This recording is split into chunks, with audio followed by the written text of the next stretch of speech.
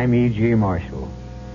May I be your guide once again for that trip through another world, a world of the weird and the unusual?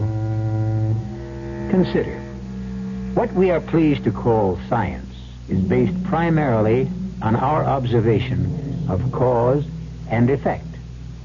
So, we say the rooster crows to herald the approach of dawn. But what does the rooster think?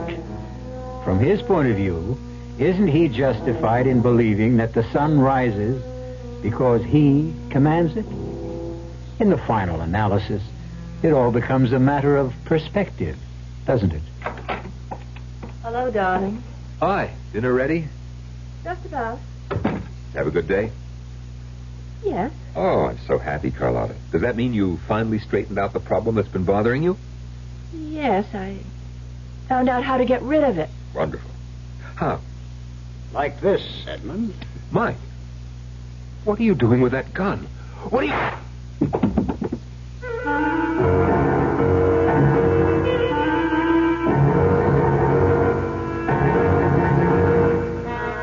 Our mystery drama, The Deadliest Favor, was written especially for the Mystery Theater by Sam Dan and stars Norman Rose and Marion Seldes. It is sponsored in part by Buick Motor Division and Anheuser-Busch Incorporated, Brewers of Budweiser. I'll be back shortly with Act One. Excuse me, sir, but do you know what happens this time of year? Right on, pal. I happen to know that right about now a freak blizzard falls on Dumont, New Jersey, and they're snowed in for the rest of the summer. Happens every year. No. You see, what happens this time of year is that you can get a particularly good deal on what is perhaps the most luxurious mid-size car on the market, the mid-size Buick Century Regal. Well, what good's a car when you're hopelessly snowed in? Well, that's a point. How long would it take you to read a brief 3-page pamphlet on drugs? 3 minutes? 4 minutes? Well, not very long. And it would be time well spent. For your free pamphlet, write Drugs, Box 8200, Albany, New York. That's Drugs, Box 8200, Albany, New York.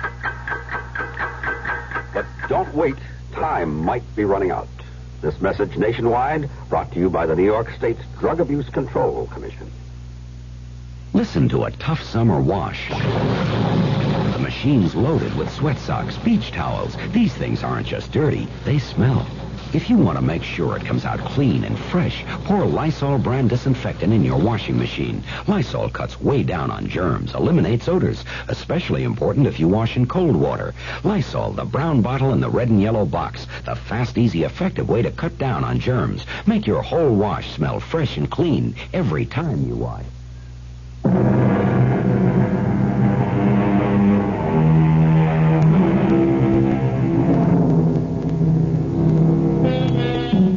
The poet said, "He that dies pays all his debts." And while this may be true, it is neither a practical nor a popular way to discharge one's obligations. And yet, how can we ever hope to pay the vast accumulation of debt that accrues during our lifetime? Well, this has nothing to do with money.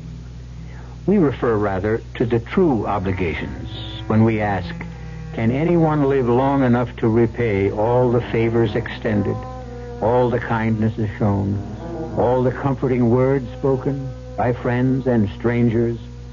Rare is that fortunate man or woman whose account is not in arrears. The Prime Minister described the situation as one of the utmost gravity. And now, let us go to the West Coast, where they are having a fantastic premiere of that super-sensational million-dollar epic, Kiss of Blood.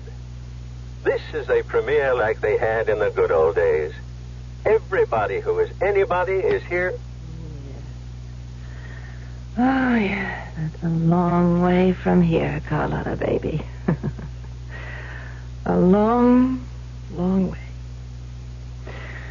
I made myself this bed. I'll just have to learn to like it.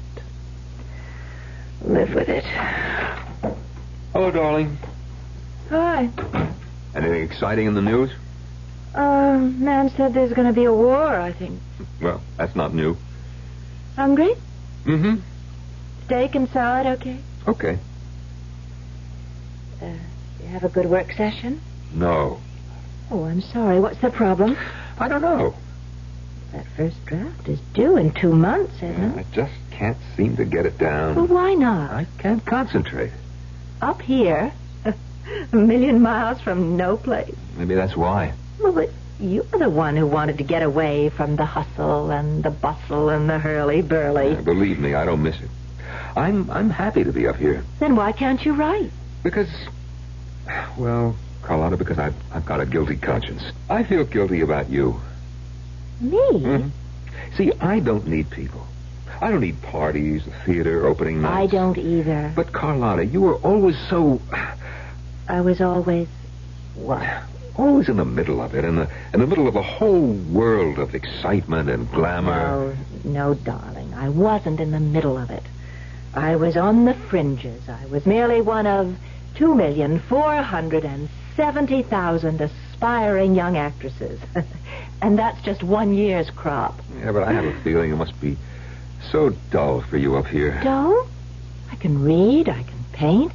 And I get the feeling that I'm dull, too. Edmund. No, dear, let me say this. I'm just a writer. Just a writer. You're the best, And I'm not even the kind of writer who gets his name in the paper. Well, not the part of the paper anybody bothers to read. Oh, darling, you mustn't run yourself down. My book, my latest book, what is it concerned with? You said you'd explain it to me. Well, in this book, I explore the pupal and the larval stages in the development of the caddis fly. Oh. Exactly. Oh.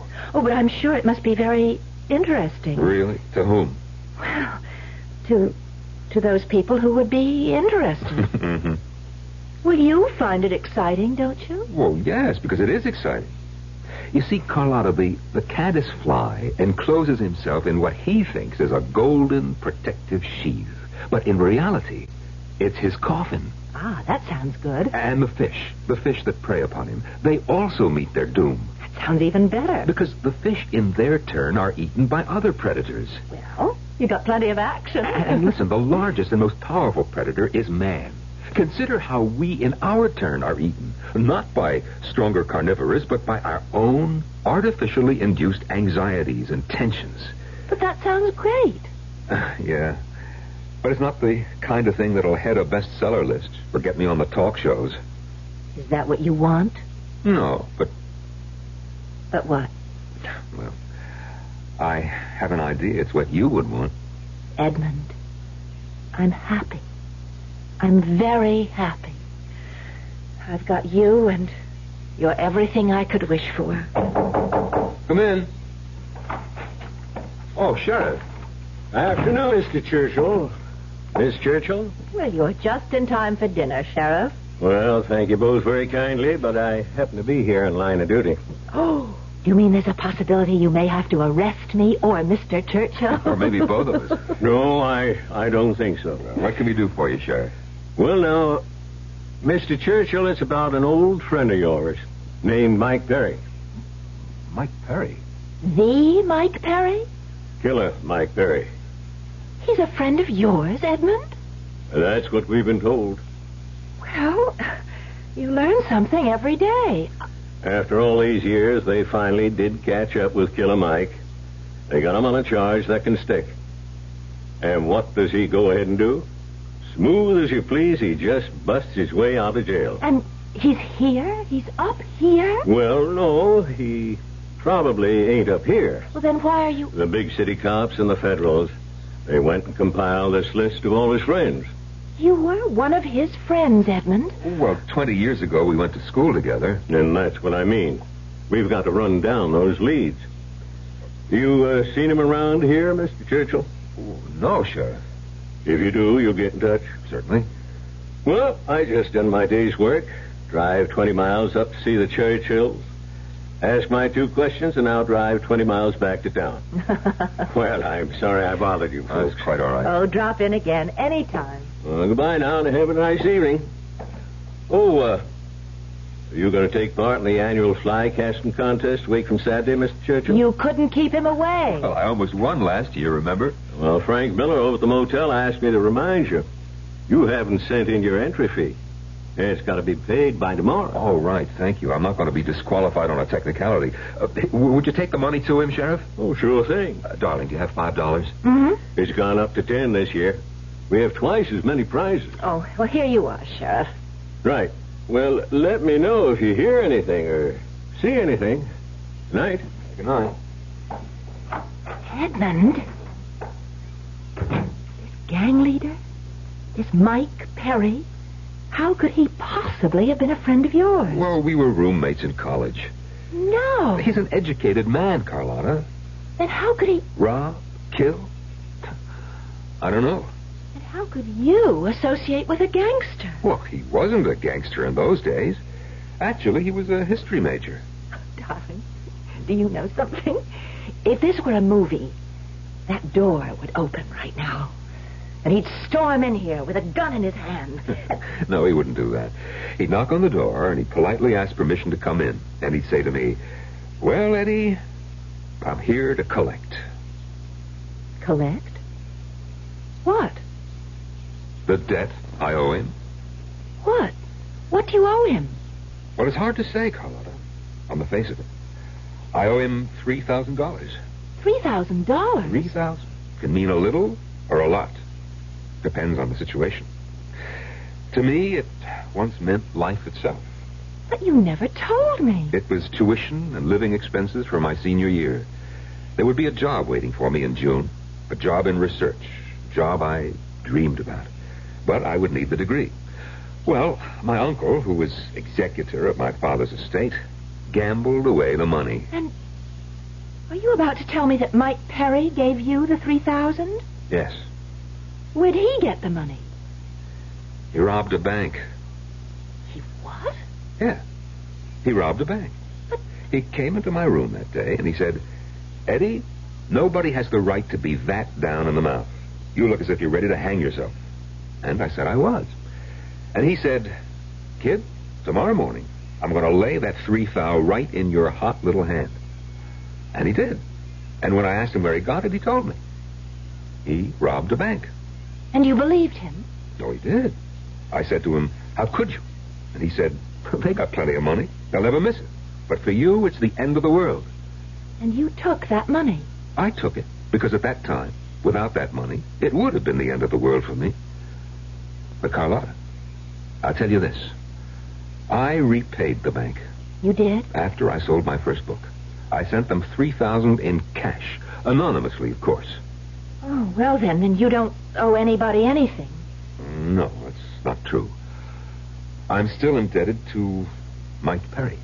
Well, I'm sure he doesn't need your $3,000. They say he has millions. I don't owe him the money, exactly. See, what I owe him is a favor. What kind of a favor? I don't know. Whatever he asks. Well, what could he ask of you? Well, when he gave me the money all those years ago, he said, "Eddie, one day I'm going to come to you for a favor. Maybe to save my life, the way I just saved yours. And you better be good for it." Well, there isn't anything you can do for him, Edmund. It's all ancient history. It's 20 years. That's so long ago. That's another world. Yes? And so much has happened to both of you. Oh, I'd venture to say he doesn't even remember you. He just can't get used to the idea. What idea? What idea? Edmund, the idea of Mike Perry being a college man. And your roommate. When was the last time you saw Mike Perry? When? Or can't you even remember? Oh, yeah, I can remember. The last time I saw Mike Perry was about 30 minutes ago.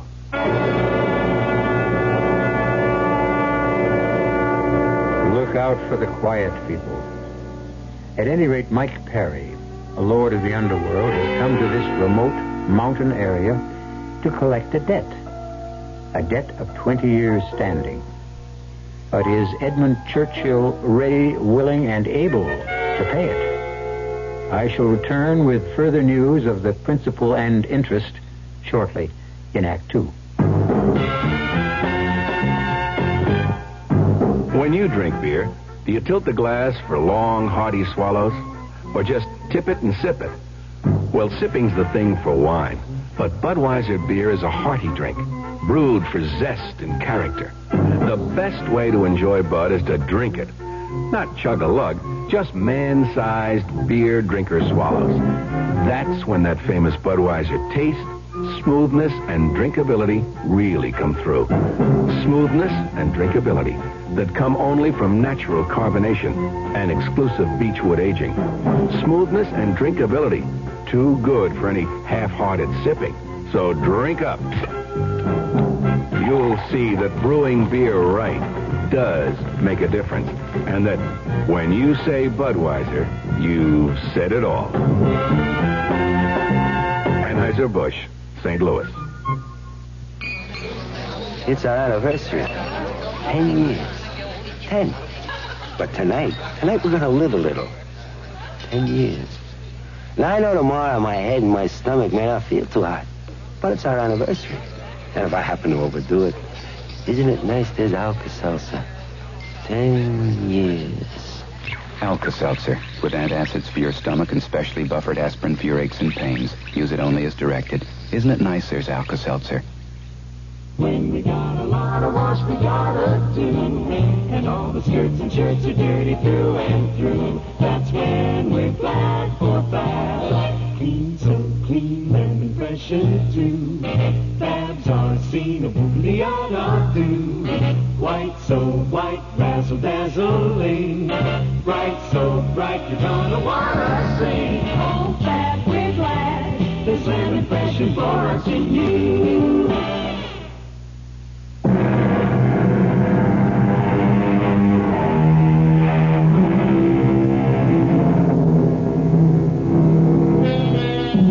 Ladies, what do you know about your husbands? To Carlotta Churchill, Edmund, her husband, was mild, self-effacing, unassuming, a writer of books on nature. Now she has discovered that Edmund is providing refuge for Mike Perry, an underworld overlord who is a fugitive from justice. Why? Well, it seems the two men are old friends. He's here? Mike Perry is here? Yes, Carlotta. Where? In my studio, above the barn. Then you lied to Sheriff Parker. Yes.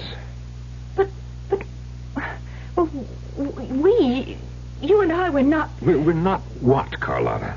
We're not the kind of people who assist gangsters, killers. At one time, Mike Perry did me a favor. Now he's calling it in. But the law, Edmund. Yes, I've thought about it, and, well, sometimes you just have to. It's wrong. It's wrong. It's not the point.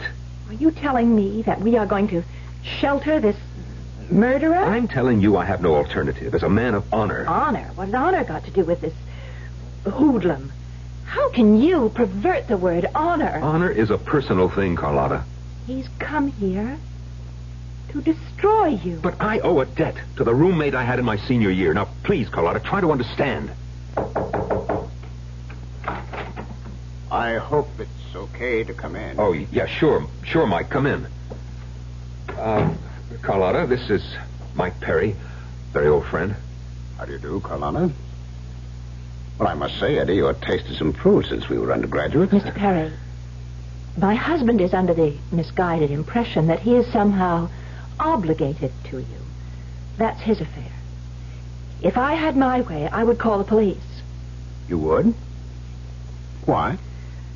You stand for everything I find evil, vicious, and depraved in our society. Well, surely not everything. Well, darling, why don't I help you with dinner, huh? I'm particular with whom I break bread. If you care to feed Mr. Perry, you'll find something in the refrigerator. Meanwhile, you'll excuse me, I have a headache.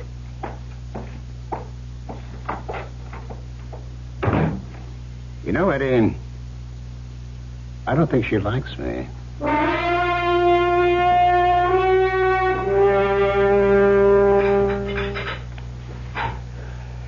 Good morning, dear. I prepared breakfast. Just coffee for me. Where's the gangster chieftain? I put him in the spare room. Carlotta. Yes? Carlotta, there are certain laws that one does not violate. The law of hospitality.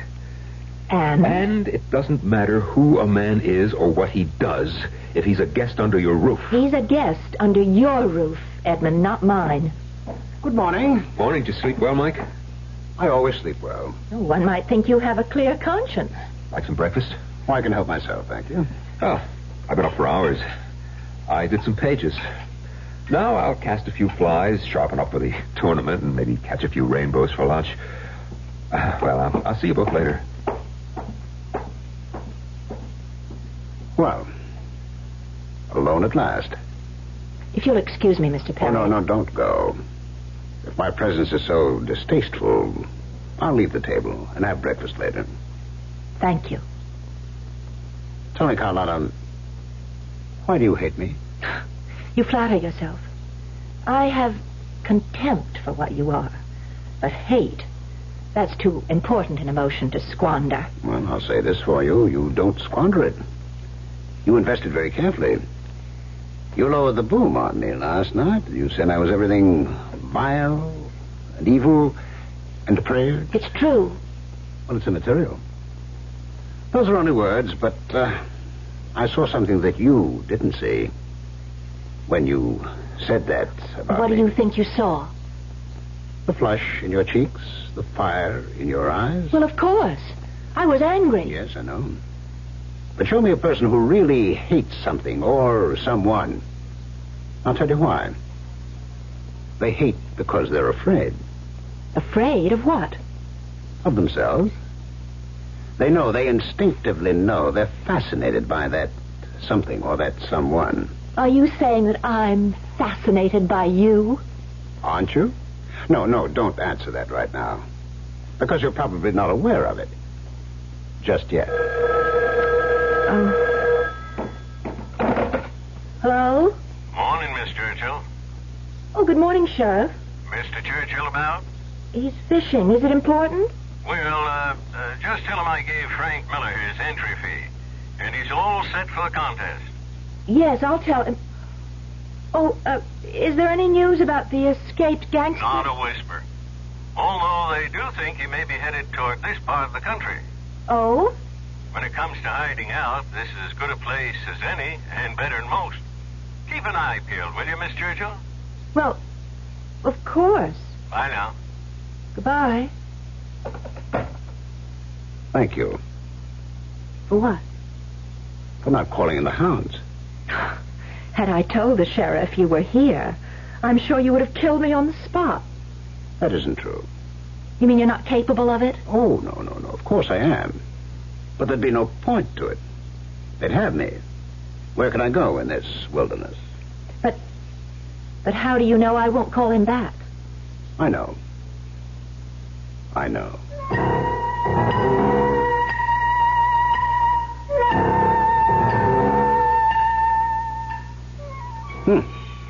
You've got a good highlight on the cliffside there. And your shadows are remarkable. What are you... What am I doing here? Well, I thought I'd take a walk. You're not a bad painter. What would you know about it? Oh, I'm quite a patron of the arts. Haven't you heard? Oh, I can imagine. No. People like the Medicis and the Borgias, they robbed and they killed. Yet they practically financed the Renaissance. You know, you have delusions of grandeur. Why did you quit? Quit what? The theater. I was never in the theater. Oh, that isn't true. I saw you at a play. It was 10 years ago. I'll never forget your performance. You have developed flattery into a fine art. It was a great performance. What happened? Nothing. Tell me the truth. I told you. Nothing happened. I had a bit part in an off-Broadway play. I had one scene, and I stole the show. The critics raved, and... and that was the end of it. It couldn't be. I never got another job. That's impossible. No, it's the way things can work out or not work out in the theater. So I decided to go back to school and get a degree and maybe teach. And you married your professor. That's right. And you've been miserable ever since. That's not true. Now, go ahead, tell me. Tell me you've been deliriously happy. Nobody is deliriously happy in this world. That's not true. I am. You? Oh, yes. Because I live. Every second of every minute of every hour. I have everything I want.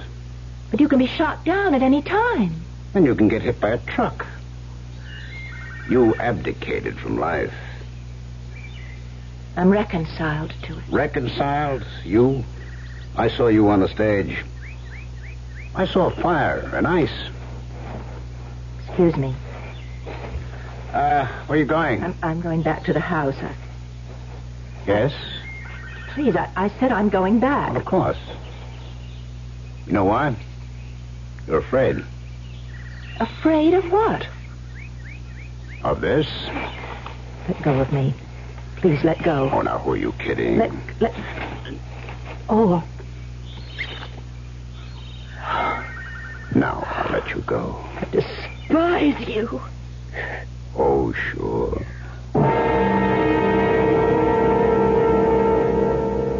And now for the news headlines. There is still no word on the whereabouts of Mike Perry, who escaped from federal custody in New York last Monday. It's believed he may be headed west. Little Dolly Prescott, the teenage sex queen, is suing... Not so good. Oh, they'll never think to look here, Eddie. You can't tell. Look, don't walk around in the open. They may be patrolling in helicopters. And how long shall we be honored with your company, Mr. Perry? Darling, Mike is welcome to stay as long as he likes. Well, until the heat's off. I see. You know, Mike, I don't believe it. What? Well, everything I read in the papers. You should always believe what you read in the papers, even if it isn't true. You never killed anybody. No one can ever prove I did. You are the same guy I went to school with. Sure. I mean it. Well, I don't know what's gotten into me, but I'm writing again. 26 pages yesterday, and 9 this morning already, and I'm going to get back to that typewriter. Will you both excuse me? Oh, sure. You know how it is when you're hot. See you good people at cocktail time. Well, I'll have to get out of here. Where will you go? Well, don't tell me you care. You know, I have an idea. There's going to be some heat here. It's time to make a move. The big one. Well, I'm prepared for it. I got the place all set up. There's only one thing missing. You know what that is? I'm not interested. Well, you should be. It concerns you. Listen, Mr. Perry, get this straight. Nothing you do concerns me. You're coming with me. Where? I caught you.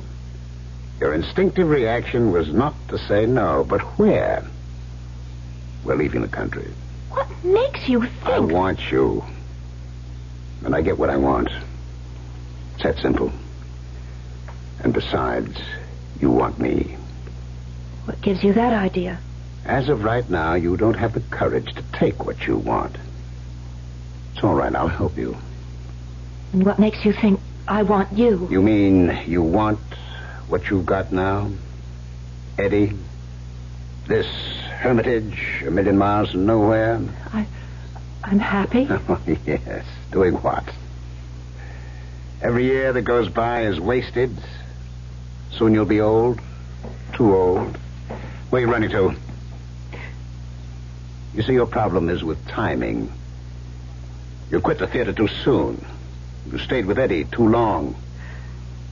Make your move. Now. You'll never get another chance. Please keep away from me. Why? Because I'm right, huh? You know the poem? Full many a flower was made to blush unseen and waste its fragrance on the desert air. Don't waste the fragrance, baby. Don't. Mike, That's better. Oh, that's much better. What about Eddie? Eddie? Oh, we'll take care of Eddie. What are you saying, Mike? I'm saying we'll just let things work out. No. Don't move.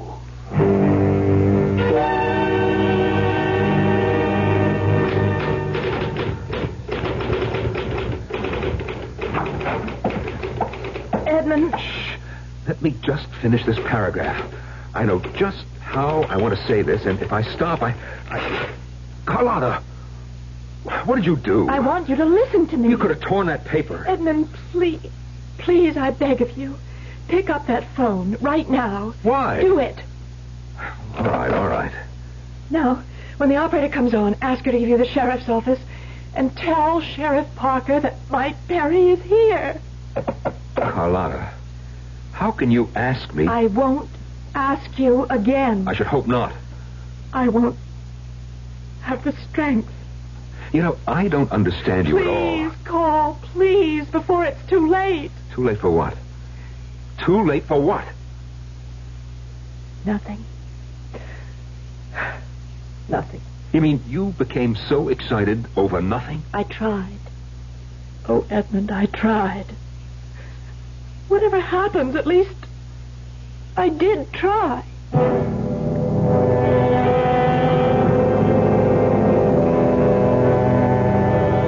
If at first they don't succeed, some people will try again.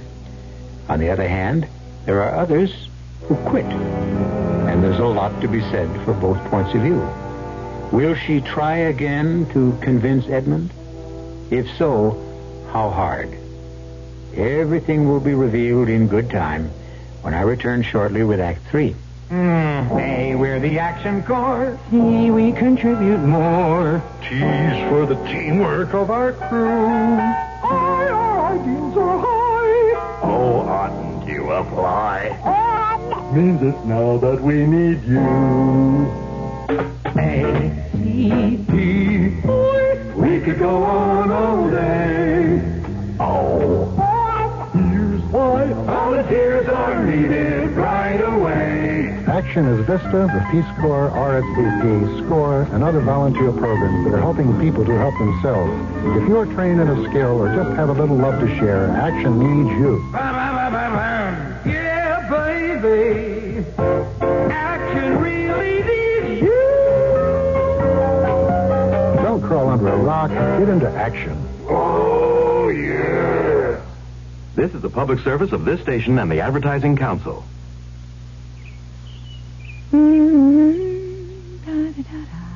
Hey, well, what are you doing? Just putting in my 2 cents worth. Oh, come on, honey. That's my fabulous one and only charcoal broiled burger recipe you're fooling with. I know, but I had to put in my 2 cents worth. 2 cents worth of what?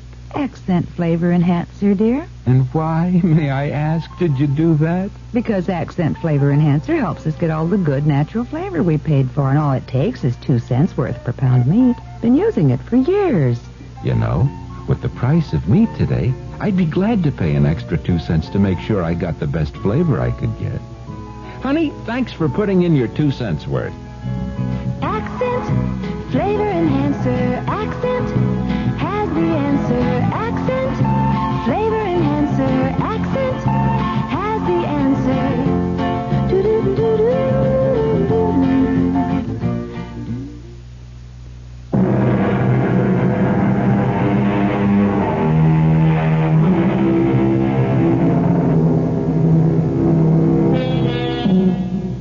Friendship can form the strangest pairs. And one of these is Edmund Churchill, a writer of nature books, and Mike Perry, a notorious gangster. Right now, Mike is hiding out in Edmund's secluded mountain home.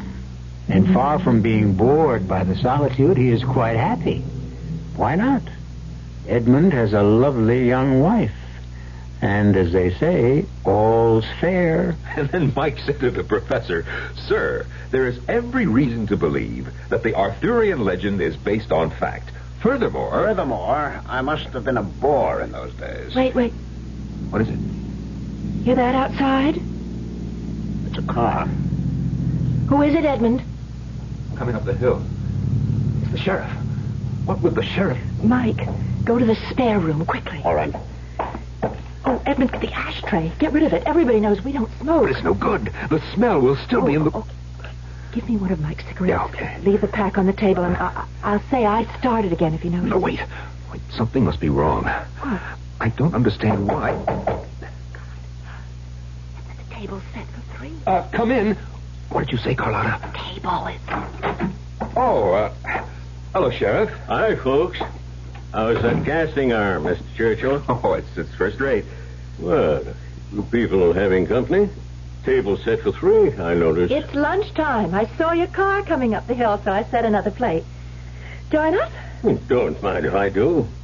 That platter of roast beef looks great. Sheriff, what's going on? Well, tell you, I figure Mike Perry's gonna head this way. You do? Why? Because he's that type of person. He does the unexpected. Goes where you'd never dream to look for him. But to come here? Every place else is red hot. Now, my theory is he's headed this way. Well, I see you started smoking again. Yes, ever since this thing started, I've been so nervous. Oh, there's nothing to worry about. Well, we're not worried. It's just... We're going to patrol this whole area. On foot, in cars, by helicopter. We'll get him. That is, if your hunch is correct. Well, I got a feeling. There's more than a hunch. It's based on a pretty fair analysis of all the known factors. Now, could I trouble you for a slice of that terrific roast beef?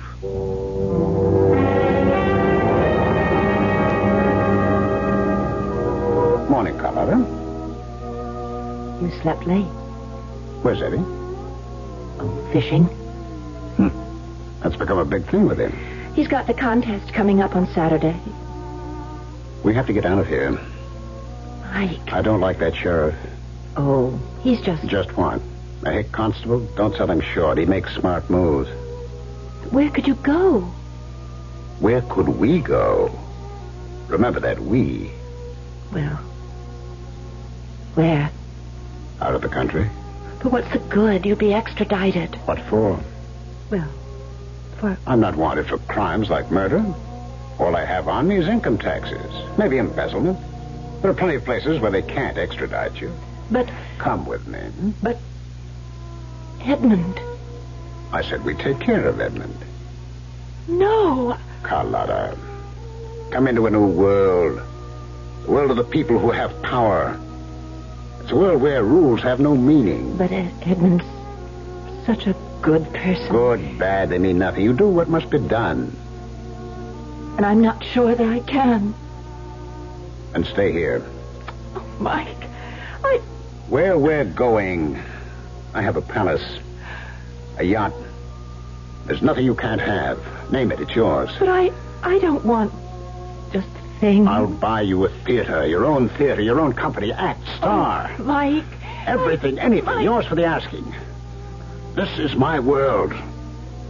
I want to share it with you. But what's supposed to happen to Edmund? Edmund must be taken care of. You mean killed? There's nothing personal involved. I even like Eddie. No. There's no other way. When he finds out we're gone, he calls the sheriff. Now, look, I've been told there's only one road out of these mountains. Yes, it leads right through the main street of Council Forks, 20 miles from here. Well, we'll have to chance it. No, it's dangerous. At night, late, I'll wear a hat. I do look a little like Eddie. We'll be moving pretty quickly. Yes, we'll go as soon as it gets dark. The stores will be closed. No one will be on the streets. Mike, it's still a 3-hour drive through these hills before we get to the turnpike. Suppose the sheriff should call here. He won't. Oh, how can you be sure? Call him. And here's what to tell him.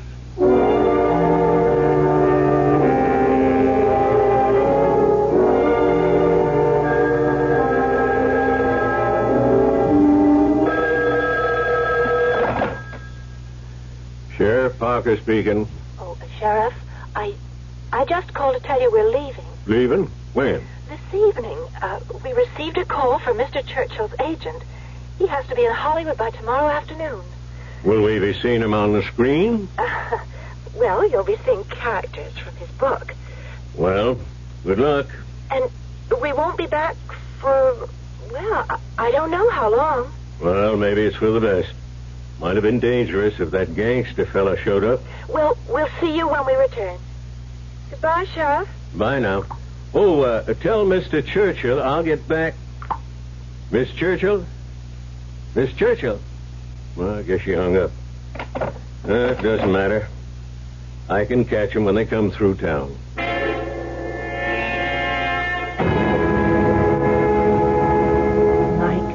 Mike, You what? Oh, I'm not sure. Of what? Of anything. Come here. No, that won't help. Yes, it will. Oh, Mike. I'm so frightened. You should be. You know why? You're crossing the line. Promise me you won't hurt Edmund. Of course. Are you packed? Yes. Okay. When he comes in, you go out to the car. You won't hurt him. Promise. I promise. Well, greetings.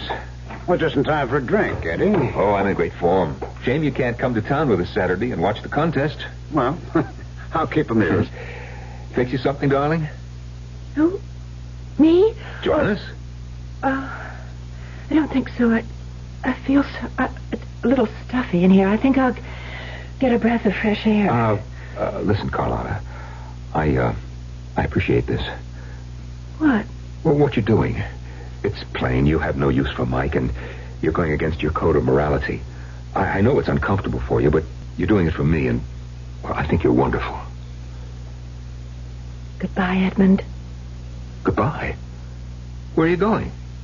Oh, just for a walk. Well, Mike, here's to us. Yes, Eddie. To us. She's right, but she doesn't understand how it used to be between you and me. Of course not. But after this is over, we're finished, Mike. We're square. But that's how you want it. It can't be any other way. That's right. It can't be any other way. Mike, what are you doing with that gun? Well, you see what I'm doing. I'm aiming it. Mike, why? Because I have no choice. As you said, it can't be any other way. Well, why? I mean, why do you want to kill me? I don't want to kill you, Eddie. I have to. And therefore... Mike, it's me. It's Eddie. If you stand still, Eddie, you won't feel a thing. Mike, no! Mike! You killed him! Yes, I killed him. But you promised! I promised I wouldn't hurt him. And I didn't. He died instantly. Oh, no. Oh, I didn't realize. Yes, you did. You did. No. I don't want to go with you. You have to go. You have no choice. You just crossed the line.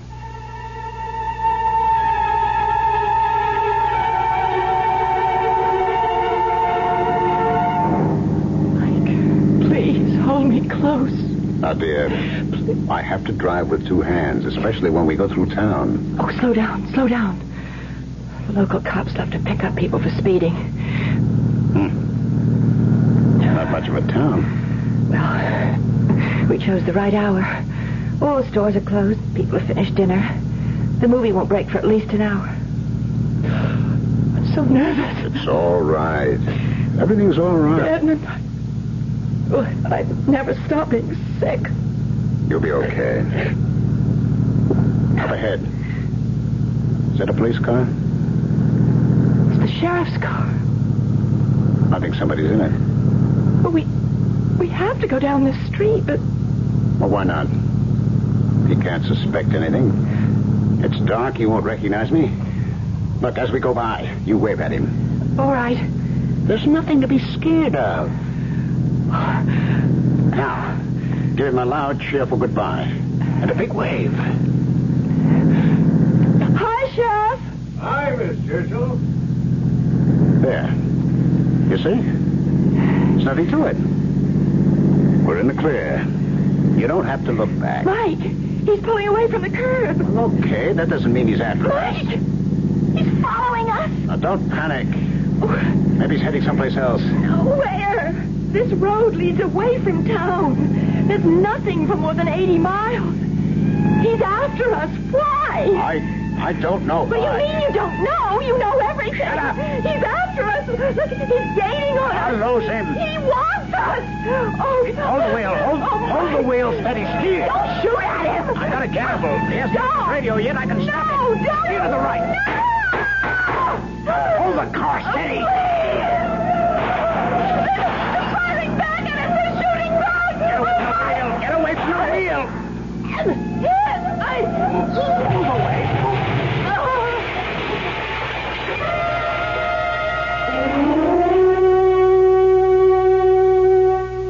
And I have with me here a man who captured the fugitive gangster Mike Perry, our own Sheriff Pete Parker. Sheriff, what's the story?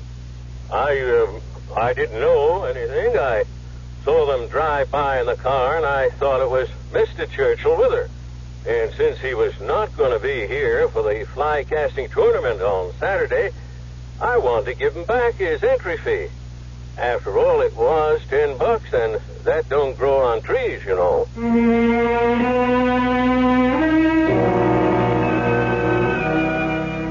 Of course not. But that $10 discharged the debt. And while we don't know who did win that fishing contest the following day, the grand winner should be Sheriff Parker, who caught the biggest fish of all the night before. We're going to catch you for some more Mystery Theater when I return in a few moments. Pardon me, miss. Can you tell me what happens this time of year? Rhubarb reaches its peak. Nope. Muskmelon reaches its peak? No. Does it in any way involve something reaching its peak? No, not really. Oh. What happens this time of year is that you can get a really outstanding deal on Buick's small but surprisingly elegant Apollo. And with what's happening to prices, you may never have a better chance to buy a Buick, huh? Hey, I know what happened. Yeah? The buzzards come back to Hinckley Ridge, Ohio. Oh. I hadn't thought of that. Sure, I've heard that phrase, give to the college of your choice. Good idea. And I know all colleges need more money, what with inflation and all. It's just that since I graduated, I've been so busy, not just with my career, but with the community affairs, too, I haven't found the time to reevaluate. Take the time now and give more to the college of your choice. Now. A public service message of this station and the Advertising Council.